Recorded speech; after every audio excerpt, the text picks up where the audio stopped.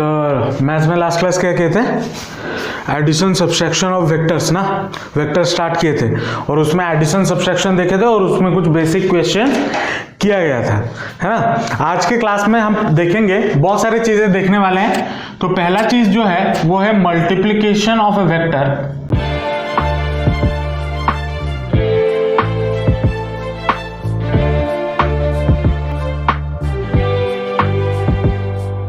अब स्केलर क्या होता है, वेक्टर क्या होता है, वो मैंने लास्ट क्लास बताया हुआ था।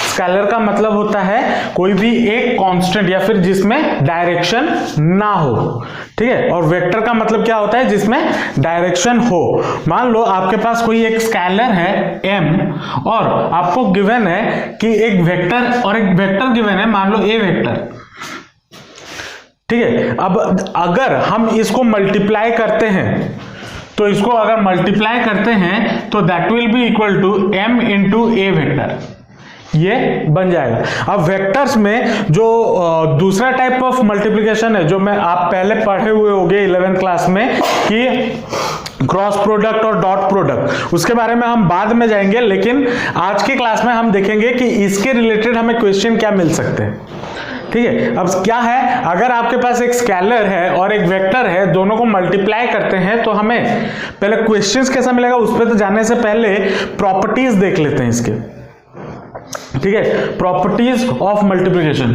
तो प्रॉपर्टीज में क्या क्या आएगा। पहला प्रॉपर्टी, अगर मान लो m into minus A vector होता है, नेगेटिव वेक्टर आपको मिलता है, तो that will B equal to minus of M A vector whole के साथ, या फिर that is also equal to minus M into A vector. ये इसका प्रॉपर्टी है, ठीक है। अब मान लो आपके पास पहले से कोई एक वेक्टर, दूसरा प्रॉपर्टी क्या है, मान लो आपके पास एक स्केलर है m और पहले से आपके पास एक वेक्टर है n into A vector, where n is another scalar, तो that is also equal to m into n into A vector. या फिर इसको हम ऐसे भी लिख सकते हैं m इंटू n इंटू ए वेक्टर, ठीक है। ये आपका दूसरा प्रॉपर्टी है। अब तीसरा प्रॉपर्टी क्या बोलता है, अगर आपके पास एक स्केलर है with a minus M, negative sign, और एक वेक्टर है with a negative sign, that is equal to क्या होता है, m इंटू ए वेक्टर, मतलब ये माइनस और माइनस मिलके पॉजिटिव हो जाएगा, ठीक है। चौथा प्रॉपर्टी क्या है, अगर मान लो आपके पास m प्लस n, ये एक स्केलर है, क्योंकि दो स्केलर जब ऐड होंगे तो रिजल्टेंट भी हमें स्केलर ही मिलेगा, तो दैट इज इनटू, अगर मान लो एक वेक्टर है a vector, that is equal to क्या हो जाएगा, m इंटू ए वेक्टर प्लस n इंटू ए वेक्टर, ये होगा, ठीक है। या फिर इसका अगर उल्टा वाला करें, मान लो आपके पास एक स्केलर है m इंटू ए वेक्टर प्लस b वेक्टर, ये गिवन है, तो that can also be written as m a vector plus m b vector, हम ऐसे भी लिख सकते हैं, ठीक है। ये कुछ प्रॉपर्टीज हैं। अब इसको लिख लो, इसके ऊपर क्या क्वेश्चन हमें मिल सकते हैं, किस टाइप ऑफ क्वेश्चन मिल सकते हैं, वो एक क्वेश्चन आपको करके दिखा देता हूं। मान लो हमें एक क्वेश्चन गिवन है, if c vector is equal to 3a vector plus 4b vector and 2c vector is equal to a vector minus 3b vector, so that bit 1 में बोला है c vector and a vector have the same direction and c vector का magnitude is greater than a vector का magnitude. तो इसको, इस type of question को हम कैसे सॉल्व करेंगे, देखो c वेक्टर हमें क्या गिवन है, सोल्यूशन में आते हैं। c वेक्टर हमें गिवन है 3a vector plus 4b vector, ये गिवन है, और क्या गिवन है, 2c vector is equal to a vector minus 3b vector, ये दो चीजें हमें गिवन है। अब देखो इस तरफ इधर 2c गिवन है, 2c वेक्टर, लेकिन इस तरफ c गिवन है। अगर मैं यहां पे 2c वेक्टर ले आऊं, ठीक है, इस तरफ अगर मैं 2c वेक्टर ले आऊं तो इसका RHS और इसका RHS इक्वल हो जाएगा, होगा या नहीं होगा, नहीं समझे। अगर मैं इधर 2c वेक्टर है, इधर अगर मैं 2c वेक्टर ले आऊं तो इसका RHS और इसका RHS इक्वल होगा या नहीं होगा? इधर अगर मैं 2C वेक्टर करना चाहूं तो क्या कर सकता हूं, 2 मल्टीप्लाई करूंगा इसके साथ, और अगर इस तरफ मल्टीप्लाई 2 किया तो इक्वल टू के उस साइड पे 2 मल्टीप्लाई करूंगा, that will B equal to 2 into 3A vector plus 4B vector, that will, तो 2C vector is equal to कितना हो जाएगा, 6A vector plus 8B vector, होगा या नहीं होगा? अब यहां पे 2C वेक्टर है और यहां पे 2C वेक्टर है, तो देयरफॉर मैं क्या लिख सकता हूं, 6A vector plus 8B vector is equal to A vector minus 3B vector. लिख सकता हूं या नहीं लिख सकता हूं? लिख सकता हूं या नहीं लिख सकता हूं? तो यहां पे मैं अगर A वाले टर्म को एक तरफ ले आऊं तो कितना हो जाएगा, 6A वेक्टर, A वेक्टर इस तरफ आएगा तो माइनस, तो 6A vector minus A vector is equal to minus 3B vector और माइनस 8 वेक्टर, ये बनेगा 8B वेक्टर, बनेगा या नहीं बनेगा? बनेगा। तो A vector will B equal to कितना, सॉरी ये कितना बन जाएगा, 6A vector minus A vector 5A vector, और ये कितना बन जाएगा, माइनस 11B वेक्टर, बनेगा या नहीं बनेगा? बनेगा। तो A वेक्टर हमारा कितना हो जाएगा, A vector will B equal to, इसमें से अगर मैं निकालूं A vector will B equal to minus 11/5 B vector, ये बनेगा। या फिर इसी में से अगर मैं B का वैल्यू निकालूं और B vector will B equal to कितना,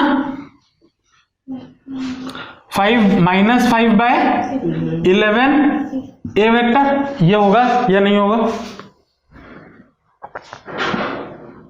होगा या नहीं होगा?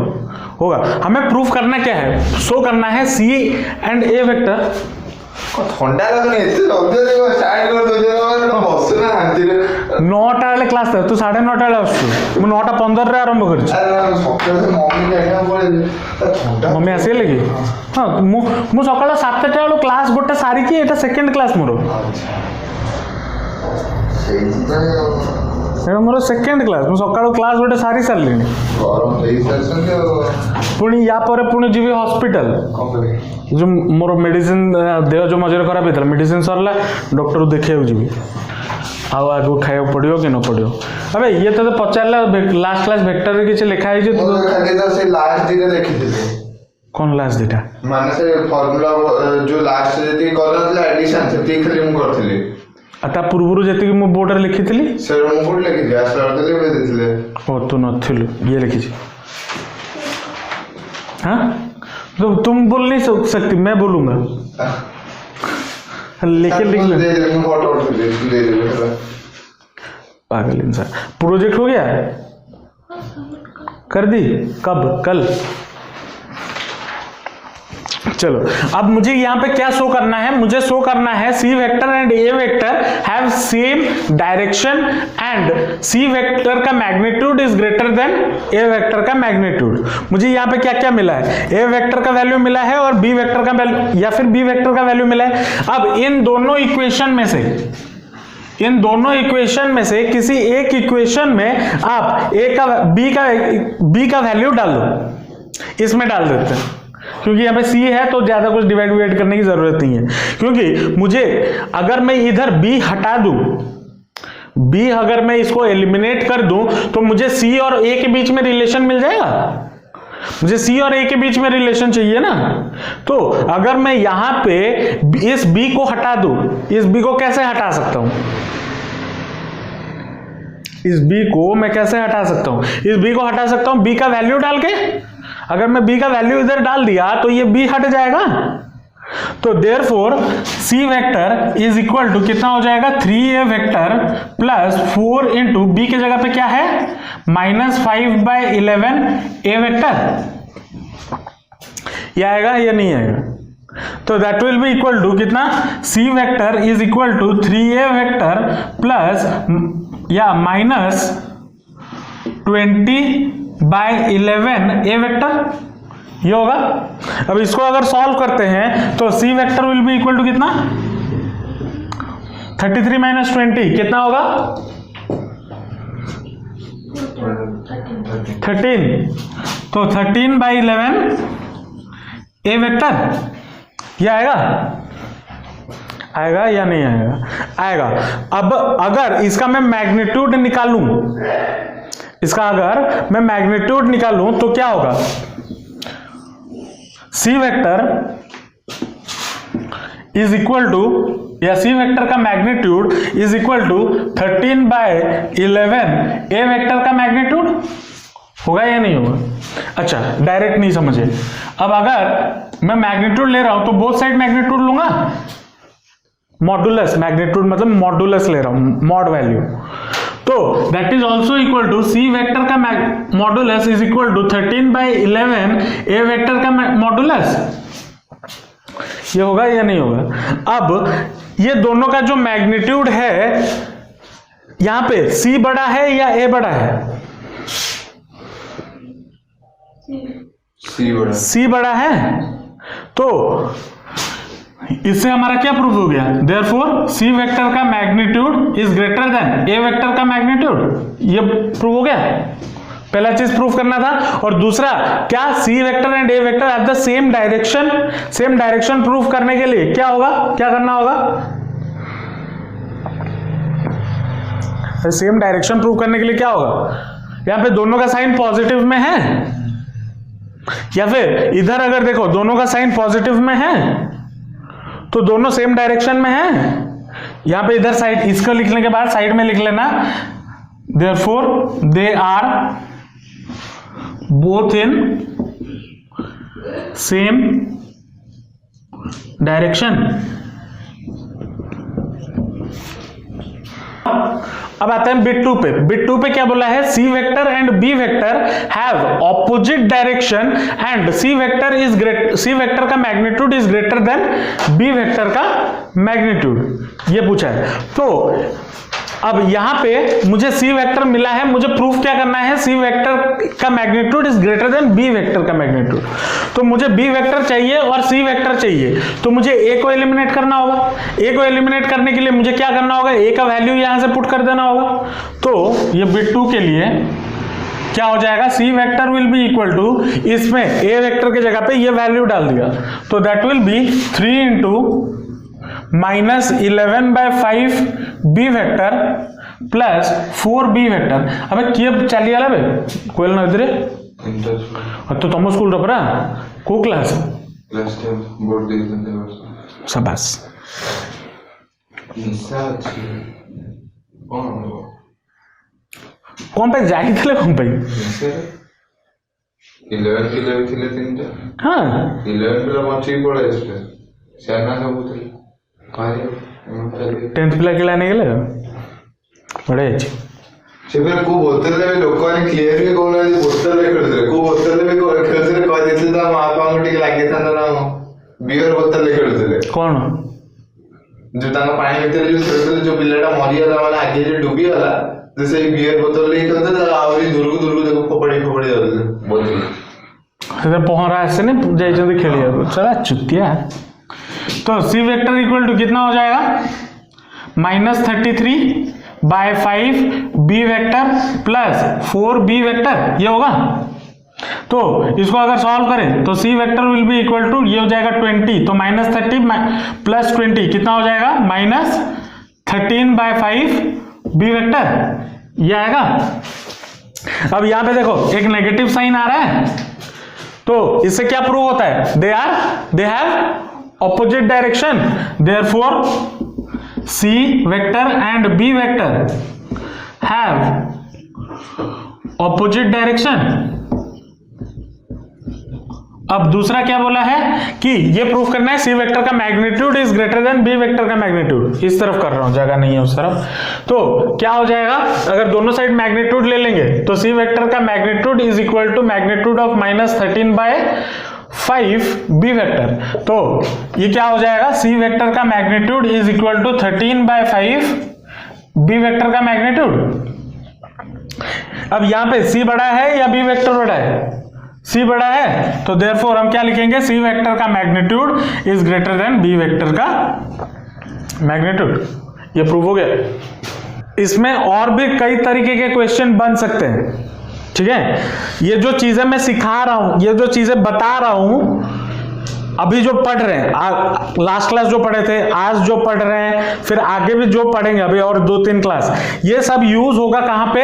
आपका 3D में, 3D ज्योमेट्री जहां पे पढ़ रहे होगे, प्लस जब वेक्टर का स्केलर प्रोडक्ट, डॉट प्रोडक्ट हम करेंगे, उसके रिलेटेड जब क्वेश्चंस आएंगे, तब भी ये सारे कॉन्सेप्ट, ये बहुत छोटे छोटे कॉन्सेप्ट हैं, ये जरूरत हो गई वहां पे यूज होगा। ठीक है, लिख लो इसको। अभी हमने क्या देखा? Multiplication of A vector with a scalar. अभी हम बात करेंगे पोजीशन वेक्टर के बारे में। पोजीशन वेक्टर, अब ये पोजीशन वेक्टर क्या है? मान लो ये आपका कार्टेशियन कोऑर्डिनेट सिस्टम है, ये हो गया आपका एक्स एक्सिस, ये हो गया आपका वाई एक्सिस, ये हो गया आपका ओरिजिन। मान लो ये हो गया एक्स एक्सिस, ये हो गया वाई एक्सिस, और ये हो गया आपका ओरिजिन। कार्टेशियन कोऑर्डिनेट सिस्टम के साथ जान पहचान तो होगी। मान लो एक पॉइंट है यहाँ पे ए, जिसका कोऑर्डिनेट मान लो हो गया x, y। क्या हो गया? x, y। तो अगर मैं ओरिजिन से लेके ए तक का एक वेक्टर बनाता हूं, ओरिजिन से लेके उस पॉइंट तक का एक वेक्टर बनाता हूं और उसको नाम दे देता हूं r वेक्टर, तो उस r वेक्टर को या फिर OA वेक्टर को हम बोलते हैं पोजीशन वेक्टर। क्या बोलते हैं? Position vector.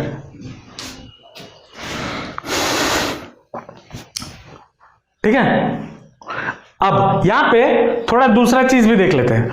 मान लो यहां पे ये ए वेक्टर तक था, इसको मैं r1 वेक्टर नाम दे दिया। ठीक है, यहां पे और एक पॉइंट आया b वेक्टर, और इसको मैंने ज्वाइन किया, तो ये हो गया r2 वेक्टर, ये इसका पोजीशन वेक्टर है।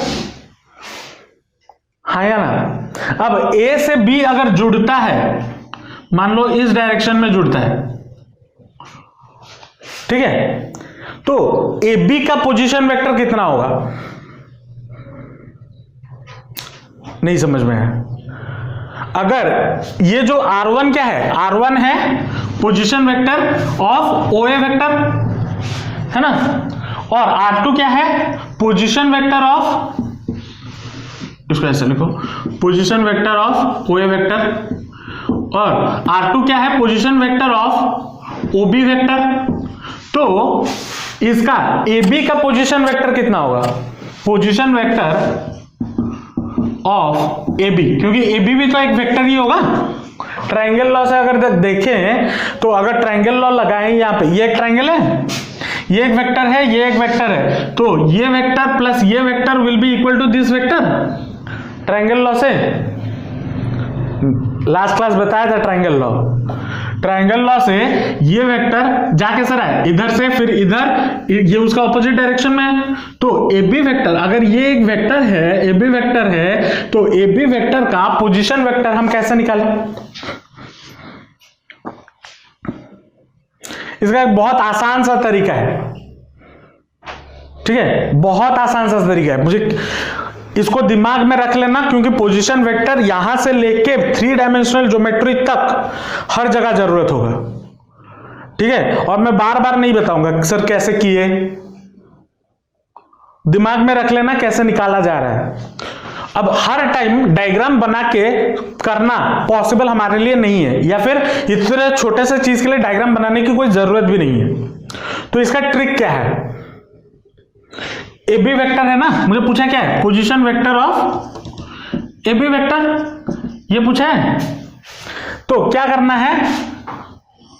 ये और ये क्या कर रहा हूं देख लो पहले, is equal to position vector of B vector minus position vector of A vector. Position vector of B vector मतलब क्या है? ये वाला R2 minus position vector of R1 कर दो, पोजीशन वेक्टर ऑफ AB मिल जाएगा। यहां पे ऐसे मत करना, position vector of A minus position vector of B मत कर, इसलिए मैं ये डायग्राम बनाया। ये दोनों कभी इंटरसेक्ट नहीं करेंगे। अगर तुम उल्टा लिखते हो, मतलब मान लो आप लिखते हो A B vector which is equal to A vector minus B vector, तो ये हो गया ए, ये हो गया बी, ये इंटरसेक्ट नहीं करना चाहिए। तो लिखने के लिए क्या करना होगा, अगर मुझे बी वेक्टर गिवन है, B vector minus A vector, तो बी वेक्टर ये और ये इंटरसेक्ट नहीं करना चाहिए। ठीक है, समझे या नहीं समझे? इसको याद रख लेना, ये पूरा जिंदगी भर, मतलब जिंदगी भर नहीं, अभी 3 डायमेंशनल ज्योमेट्री तक दिमाग में रहना जरूरी है। चलो पोजीशन वेक्टर का एक छोटा सा एग्जांपल या क्वेश्चन के फॉर्म में लिख लेते हैं, देख लेते हैं क्या है। The position vector of A B C D are A vector comma B vector comma 2a vector plus 3b vector and A vector minus 2b vector respectively. मतलब क्या गिवन है, अगर ए वेक्टर पोजीशन वेक्टर मतलब origin से सारा शुरू हो रहा होगा, तो ओ ए वेक्टर आपको कितना गिवन है, ए वेक्टर के बराबर। ओ बी वेक्टर आपको कितना गिवन है, बी वेक्टर के बराबर। ओ सी वेक्टर आपको कितना गिवन है, 2a vector plus 3b vector के बराबर।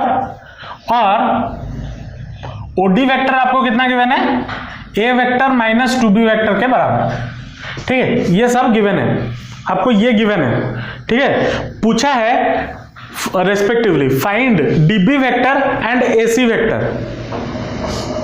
ठीक है, तो डीबी वेक्टर इक्वल टू कितना हो जाएगा, क्या बोला, position vector of DB vector equal to क्या हो जाएगा, बी का पोजीशन वेक्टर माइनस डी का पोजीशन वेक्टर, मतलब position vector of B minus position vector of D. ये करना होगा।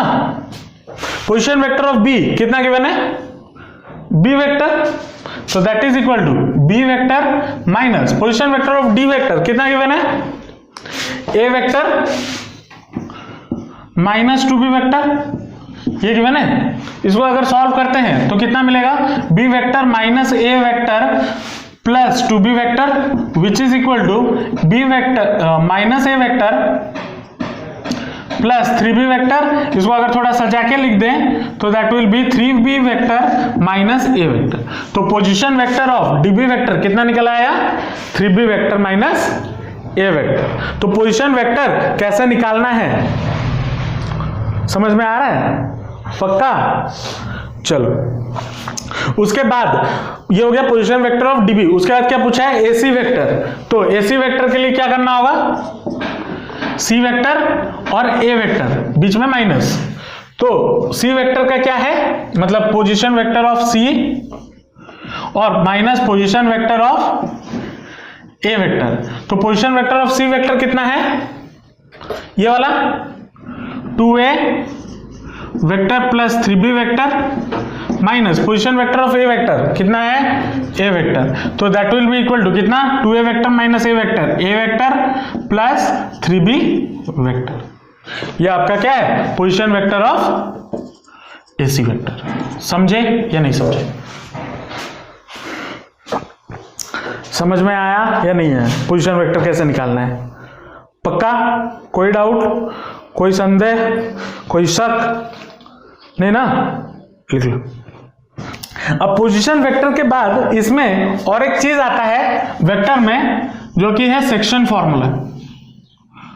ठीक है, अब ये जो सेक्शन फॉर्मूला है इसमें दो चीजें हैं, दो चीजें हम सीखेंगे। ठीक है, अब सेक्शन फॉर्मूला है क्या, पहले उसको समझते हैं। मान लो मेरे पास एक लाइन है, ये ए से लेके बी तक, और ये एक वेक्टर है, मान लो इस डायरेक्शन में जा रहा है। ठीक है, और मान लो इसका ओरिजिन एक कार्टेशियन कोऑर्डिनेट सिस्टम लिया जिसका ओरिजिन यहां पे है ओ। ठीक है, इसको अगर समझना है बेसिकली, अगर मैं वो कार्टेशियन सिस्टम बना के दिखाऊं, मान लो ऐसा है, यहां पे एक लाइन है और ये हो गया आपका ओरिजिन। ठीक है, मैं इसको ऐसे से ऐसे सीधा कर दिया हूं ताकि समझ में आए। ठीक है, अब तो यहां से अगर मैं एक वेक्टर बनाऊं तो ये हो गया पोजीशन वेक्टर ओ ए वेक्टर का, होगा या नहीं होगा, जिसको मैं नामकरण कर देता हूं, मान लो ए वेक्टर, ठीक है। और ये एक पॉइंट है जिसको मैंने ज्वाइन किया ओ से, जो कि है एक पोजीशन वेक्टर, जिसको मैंने नाम दे दिया क्या, ए वेक्टर। अब इधर से बी को भी एक पॉइंट ज्वाइन किया एक वेक्टर से, जिसको मैंने नाम दे दिया बी वेक्टर, जो कि है ओ बी वेक्टर का पोजीशन वेक्टर, होगा या नहीं होगा, होगा। अब मान लो इस लाइन को मैंने इस पार्ट पे, इस पॉइंट पे मैंने कट किया, ठीक है, इस पॉइंट पे कट किया with a ratio at the point, ये बी हो गया सी, एट द पॉइंट सी इस लाइन को मैंने क्या किया, कट किया विथ ए रेशियो m/n, मतलब BC बाय AC का जो रेशियो होगा दैट इज m/n, ठीक है। मतलब इसको अगर हम थोड़ा लिखें, AC vector by BC vector is equal to n/m, इस रेशियो में मैंने कट किया, ठीक है। अब आज बिकॉज ये एक कोऑर्डिनेट है, ये एक पॉइंट है, इसका ये भी एक पॉइंट है कोऑर्डिनेट, जो कि यहां पे होगा, इसका वैल्यू क्या होगा 0,0 कोऑर्डिनेट, इसका कोऑर्डिनेट क्या क्या होगा, मान लो x1, y1, ठीक है, और इसका कोऑर्डिनेट क्या होगा, मान लो x2, y2।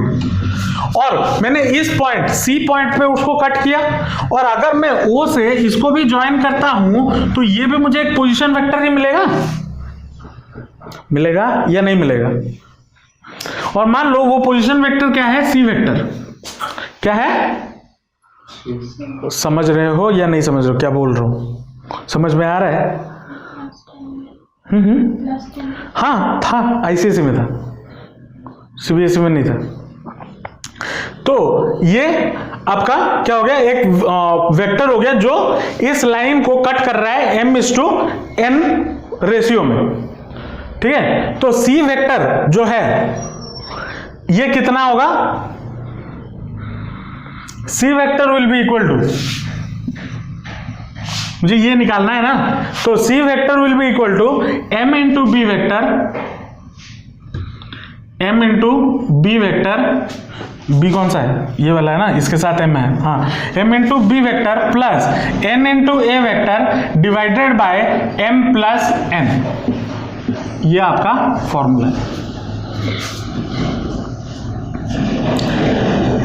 कैसे बना, कैसे डिराइव हुआ, जानने की जरूरत नहीं है, फॉर्मूला दिमाग में रखो, क्वेश्चन सॉल्व होगा, ठीक है। C वेक्टर इक्वल टू कितना हो जाएगा, m b vector plus n a vector divided by m plus n। अब देखो, एज बिकॉज ये, अब ये तो मैंने इस इन द फॉर्म ऑफ क्या दे दिया, पोजीशन वेक्टर का फॉर्मूला आ गया। अब अगर मुझे इसका कोऑर्डिनेट पूछता, ये इसका भी कोऑर्डिनेट है, इसका भी कोऑर्डिनेट है, अगर मुझे इसका कोऑर्डिनेट पूछता तो कैसे निकालते, मान लो इसका कोऑर्डिनेट लेट क्या है, x, y, ठीक है, इसका कोऑर्डिनेट क्या है x1, y1, इसका कोऑर्डिनेट क्या है x2, y2। दो लाइन, एक लाइन डिवाइड हो रहा है C पे, जिसका कोऑर्डिनेट है x, y with a ratio of m/n या n/m, जो भी बोलो। तो x will be equal to कितना हो जाएगा, मतलब ये वाला जो कोऑर्डिनेट होगा, x will be equal to कितना, m इधर है ना, mx2 plus nx1 divided by m plus n, ठीक है। और y coordinate will B equal to my2 plus ny1 divided by m plus n। तो अगर मुझे कोऑर्डिनेट पूछता है तो मैं ये फॉर्मूला डालूंगा, ठीक है। अगर मुझे इसका कोऑर्डिनेट पूछता है तो मैं ये फॉर्मूला डालूंगा, और अगर इसका पोजीशन वेक्टर पूछता है तो ये पोजीशन वेक्टर डालूंगा। समझ रहे हो या नहीं समझ रहे हो, पक्का। अब इसमें और कुछ स्पेशल फॉर्मूलेस भी हैं जिसको अगर तुम दिमाग में रख लो, हालांकि वो उसी में से ही डिराइव्ड है, ठीक है। अगर मान लो ये जो लाइन है इसको मैं 2 इक्वल पार्ट में डिवाइड कर दूं, मतलब इसका रेशियो कितना हो जाएगा, m/n इज इक्वल टू 1:1 हो जाएगा ना। तो या फिर इसको हम बोलते हैं मिड पॉइंट फॉर्मूला। क्या बोलते हैं, मिड पॉइंट फॉर्मूला। तो मिड पॉइंट फॉर्मूला के हिसाब से क्या हो जाएगा, C vector will B equal to m के जगह पे 1 डाल दो तो b वेक्टर प्लस n के जगह पे 1 डाल दो plus a vector divided by m plus n, 1 plus 1 2। ये मिड पॉइंट फॉर्मूला है, पक्का। अब ये जो सेक्शन फॉर्मूला है इसमें हमने क्या किया, एक लाइन को इंटरनली मतलब उसके बीच में कहीं पे डिवाइड किया। तो ये फॉर्मूला क्या है, ये किसके लिए है, for internal division. Internal division के लिए ये सारे फॉर्मूले हैं। अब इसमें और एक भी फॉर्मूला है जो कि है एक्सटर्नल डिवीजन, वो भी अभी करेंगे, पहले इतना लिख लो। अब इसमें और एक जो दूसरा टाइप ऑफ फॉर्मूला या दूसरा फॉर्मूला है वो है एक्सटर्नल डिवीजन वाला। इसको थोड़ा समझना, थोड़ा टेढ़ा है पर मेरा है, ठीक है। क्या है, मान लो आपके पास एक लाइन है ए बी, ये ए से लेके बी तक, ठीक है। और क्वेश्चन में बोला है divide this line in the ratio of m/n externally. अब एक्सटर्नली लाइन तो है नहीं, तो डिवाइड कैसे करेंगे।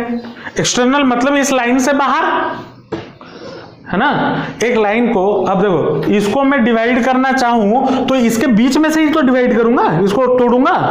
अब अगर बोल ले इस लाइन को डिवाइड करो एक्सटर्नली, यहां पे तो डंडा है नहीं तो तोड़ूंगा किसको, लेकिन वेक्टर में वो पॉसिबल है। देखो मान लो ये लाइन है ए बी और इसका एक पोजीशन जो ओरिजिन है वो मान लो यहां पे O, ठीक है। तो ये हो गया आपका क्या, पोजीशन वेक्टर मान लो ए वेक्टर, और इधर से मान लो ये पोजीशन वेक्टर हो गया इसका, ये हो गया बी वेक्टर, ठीक है। अब बोला है इसको तोड़ना है किस रेशियो में, m/n रेशियो में इन या एक्सटर्नली। अब इसका मतलब क्या है, मान लो यहां पे एक मैंने डॉटेड लाइन ड्रॉ किया जो कि है पॉइंट C, ठीक है। ये जो पार्ट है ये आपका मान लो n है, ये पार्ट जो है ये है n, और यहां से C से लेके A तक जो पार्ट है वो है आपका m। अब क्या ये जो लाइन है ए बी, इसको मैंने एक्सटर्नली डिवाइड किया विथ रेशियो m/n, किया या नहीं किया, तो वेक्टर में पॉसिबल हुआ। तो अब अगर मैं इसको ज्वाइन करता हूं तो ये क्या बन जाएगा, सी वेक्टर, उसी वेक्टर। अब यहां पे बच्चे कंफ्यूज होते हैं, जो C से A तक जो डिस्टेंस है वो क्या है m, और B से C तक जो डिस्टेंस है वो है n। जब ऐसे डिवाइड करना हो इसको हम बोलते हैं एक्सटर्नल डिवीजन, इसको हम बोलते हैं एक्सटर्नल डिवीजन। तो C vector will B equal to कितना हो जाएगा, m किसके साथ है, A वेक्टर, तो m A वेक्टर माइनस कितना हो जाएगा, n B vector divided by m vector minus n vector, sorry m vector नहीं रे, m माइनस n।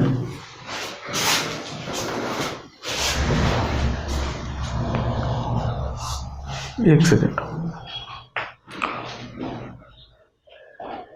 कुछ गलत किए क्या, एक बार डिराइव करके देखते हैं। मैं जो लिखा हुआ हूं यहाँ पे बोर्ड पे लिखा था वो लिखे हो तुम, हाँ लिख लूं, अच्छा ठीक है। यहाँ पे मुझे क्या बोला, रुको एक सेकंड, मैं एक बार, शायद मुझे लग रहा है वो फॉर्मूला गलत है, मैं एक बार डिराइव करके देख लेता हूँ। A C vector divided by B C vector is equal to कितना हो गया, ए सी कितना है m बाय बी सी कितना है n। इसको क्रॉस मल्टीप्लाई करें तो A C vector into n equal to m into B C vector, ये होगा। अब A C vector will B equal to कितना, ए से C vector, A C vector का पोजीशन वेक्टर क्या हो जाएगा, n into A, position vector of A, position vector of A कितना है, sorry position vector of C, position vector of C कितना है, C vector, minus position vector of A कितना है, A vector, is equal to m into B कितना है, B C, B C मतलब C vector, तो C vector minus B vector कितना, B vector, तो that will B equal to N C vector minus N A vector equal to M C vector minus M B vector. C vector वाले term को एक तरफ ले आओ तो N C vector minus M C vector equal to कितना हो जाएगा, minus M B vector plus N A vector. इसमें से सी वेक्टर कॉमन ले ले तो कितना आएगा, N minus M equal to ये कितना हो जाएगा, N A vector minus M B vector, ये होगा ना। तो C vector is equal to कितना आ गया, N A vector minus M B vector divided by N minus M. हाँ वो फॉर्मूला गलत था, ये सही फॉर्मूला, उल्टा होगा। हाँ मैंने जो लिखा था उससे उल्टा होगा, ठीक है। ये इसका डेरिवेशन, अगर डेरिवेशन भी याद रखना चाहो कैसे किया गया समझ सकते हो। देखो एसी वेक्टर का पोजीशन वेक्टर मैंने निकाला, एसी वेक्टर का पोजीशन वेक्टर क्या होगा, C vector minus position vector of C minus position vector of A, C vector position vector of C कितना है, C vector, position vector of A कितना है, ए वेक्टर, तो n into C minus A, वही करके solve करके बस आगे बढ़ा दियो और कुछ नहीं, ठीक है। तो ये हो गया आपका एक्सटर्नल डिवीजन का फॉर्मूला, जब एक्सटर्नली डिवाइड किया जाता है। इसमें बहुत अच्छे अच्छे क्वेश्चंस बनते हैं जो कि हम करेंगे नेक्स्ट क्लास, ठीक है। या करें अभी ना, मुझे हॉस्पिटल जाना है, ठीक है। चलो नेक्स्ट क्लास हम इसके रिलेटेड क्वेश्चंस करेंगे जो कि बोर्ड में आए हुए हैं, ठीक है। बहुत अच्छे अच्छे क्वेश्चंस बनते हैं, तो इसके रिलेटेड क्वेश्चन करेंगे और आगे भी चलेंगे, ठीक है। चलो मिलते हैं नेक्स्ट क्लास, बाय बाय।